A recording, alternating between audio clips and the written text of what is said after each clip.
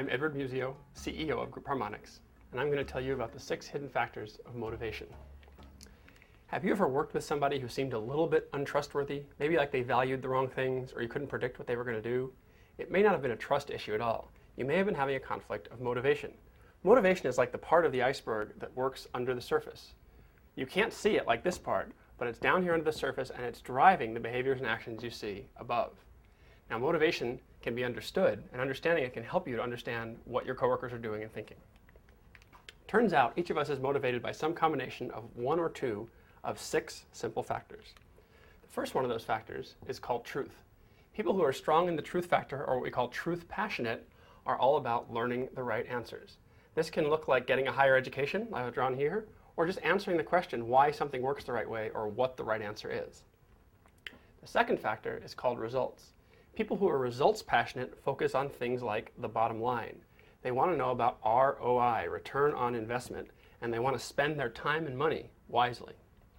The third factor is called power.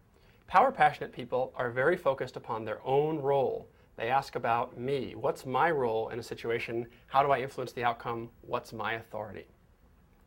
The fourth factor is called assistance. Assistant passionate people are focused on helping others.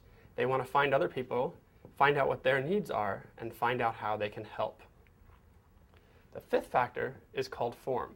Form passionate people are very attentive to their own subjective experience. Now that can be the experience of the people and things around them.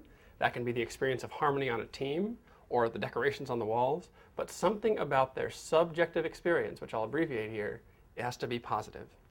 And finally, the sixth factor is called structure. Structure passionate people are motivated to find a consistent, straightforward, repeatable way of doing things to produce the same results over and over again by following guiding principles. Now you can see right away there's some conflict built in here. If you're all about doing things the same way every time, and you have an employee who only cares about finding the right way to do things, even if it changes, that's going to be a conflict. Or if your boss is all about power and having authority, and all you care about is doing what has the best bottom line impact, again, there's going to be a conflict. What can you do about this? Well, you can't change someone's motivation, but there are 2 things you can do to help the situation. The first is you can learn. You can learn what motivates somebody else, and the way to do that is by asking the question, why? Let's say someone tells you he considers himself a novice environmentalist. Ask why. If he says, I consider myself a novice environmentalist because I like the experience of trees and nature and other people should share that, that's a form-passionate answer. If his environmentalism is because he thinks that whoever controls the natural resources controls the world, that's a power-passionate answer. If the focus on natural resources is all about the fact that trees produce oxygen that we need to survive, that's a very practical, very results-passionate answer. By asking the question why, you can learn what motivates somebody else. Even if you can't learn somebody else's motivation, you can and should advertise your own. For example, instead of saying, I'm worried about these numbers, say, I'm someone who's very focused on bottom line return on investment. As a result, I'm paying a lot of attention to the numbers.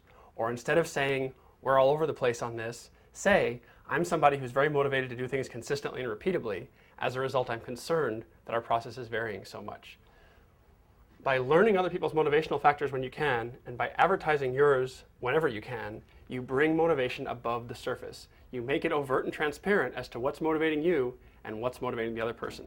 So the next time you're working with somebody and you're having a hard time understanding where they're coming from or feeling a little distrustful of them, take a moment, try and learn their motivation, try to advertise yours. When you do, you'll notice the communication will improve, and so will trust.